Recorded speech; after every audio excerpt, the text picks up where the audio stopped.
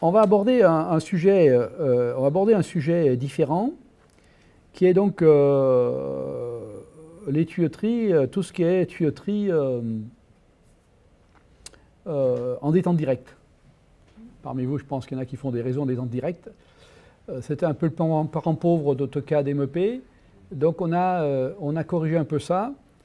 Et donc on a introduit dans AutoCAD MEP actuel la notion de...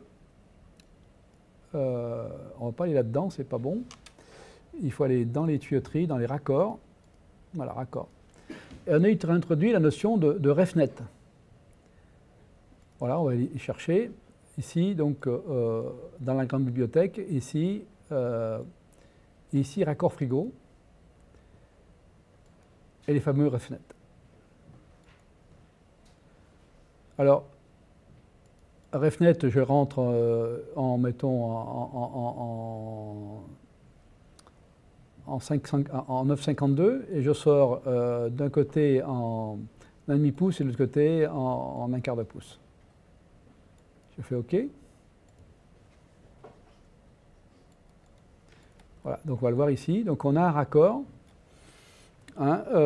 qui permet donc de rentrer. Alors on va prendre des tuyaux.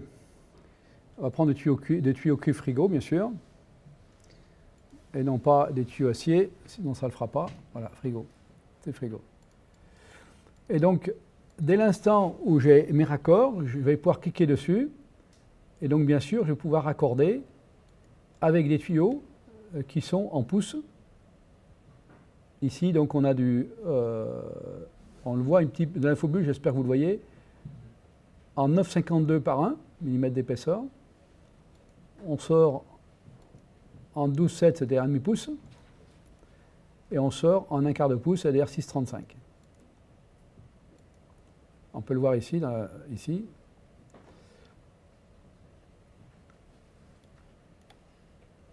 Vous voyez, on est en 6,35 ici, hein, d'accord? Voilà, donc, alors on l'a fait pour, bien sûr, des raccordements en 2 branchements, mais on l'a également fait pour les raccordements, 8 branchements, etc. Donc on n'a pas de limitation. C'est une demande qui a été faite par un bureau d'études sur Paris. Il dit, ouais, vous n'avez pas de raccord frigo. Ben, voilà, ils sont dedans, hein, d'accord? Donc ça, c'est important. Hein. Voilà, donc on a rajouté les raccords RefNet. On a rajouté aussi, pour les tuyauteries, pour les gaines, on a rajouté... On va dessiner une gaine, ventilation, on va mettre une gaine circulaire joint coulissant, c'est bien, le diamètre qui est là, c'est bien. Voilà.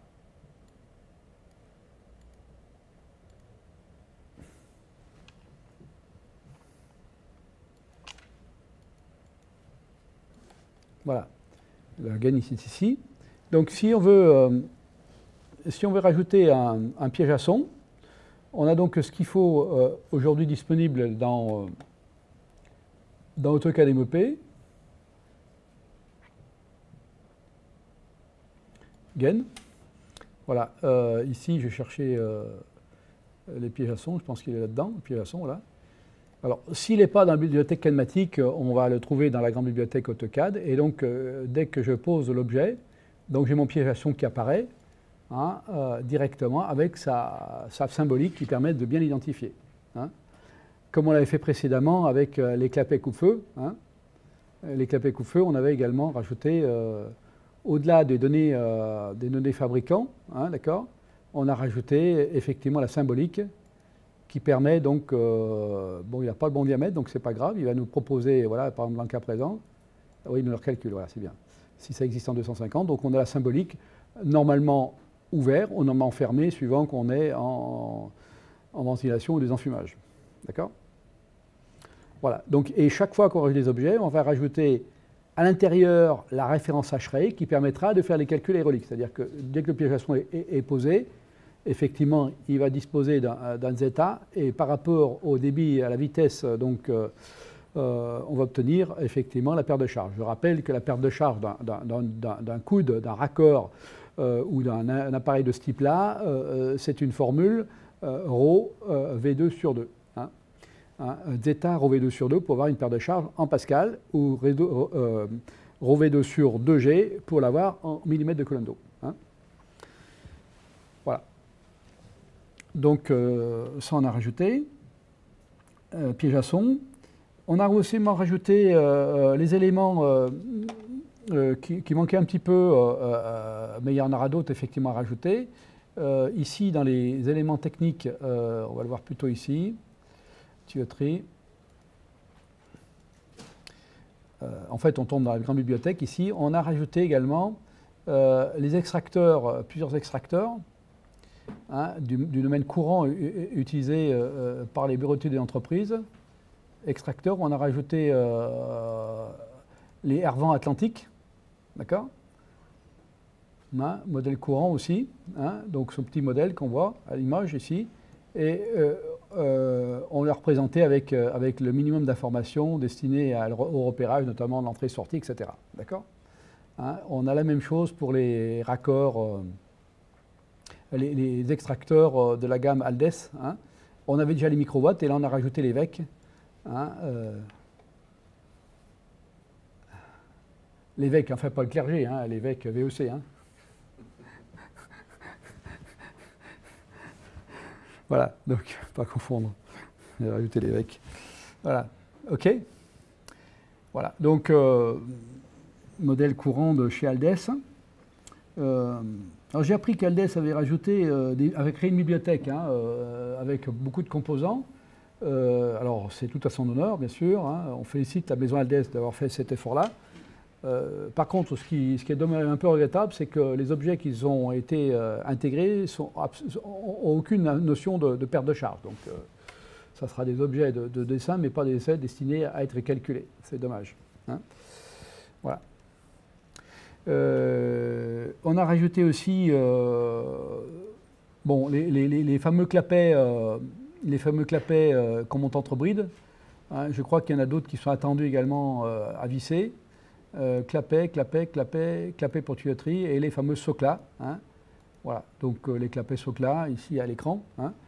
Donc voilà. Donc l'intérêt de ces clapets, c'est que bon, ils représentent des clapets bien sûr à la bonne dimension, mais si on dessine un tuyau autour, on va essayer de voir si on peut le faire.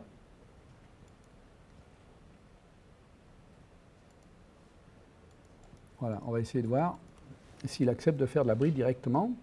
Voilà. Et là, si je clique dessus, normalement, il va nous dessiner directement avec la bride, bien sûr.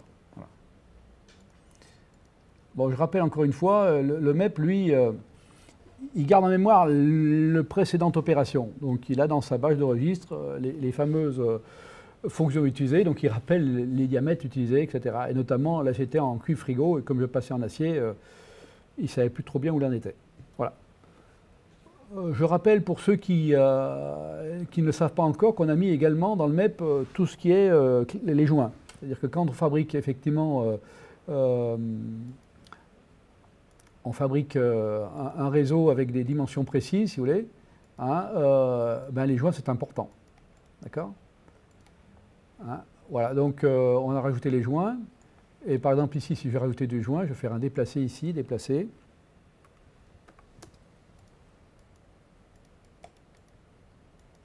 Hein, et si je vais rajouter un joint, je fais ici, je vais cliquer directement là-dedans.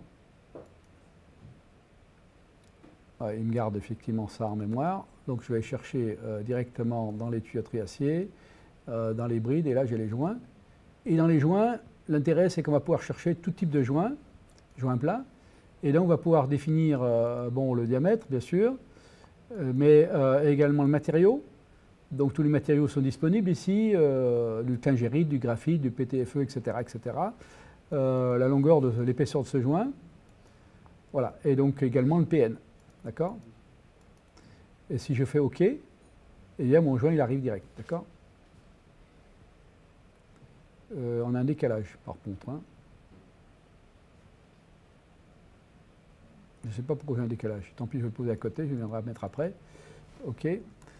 OK, et donc je vais demander déjà ça là, ça m'embête un peu. Donc il vient se mettre là, et puis à ce moment-là, je déplace l'ensemble. que je viens coller ici. Voilà. Et donc j'ai bien un empilage exact hein, d'informations avec la bride, le joint, etc. D'accord ? Et quand je fais liste de matériel sélectionnée, je sélectionne ces éléments-là.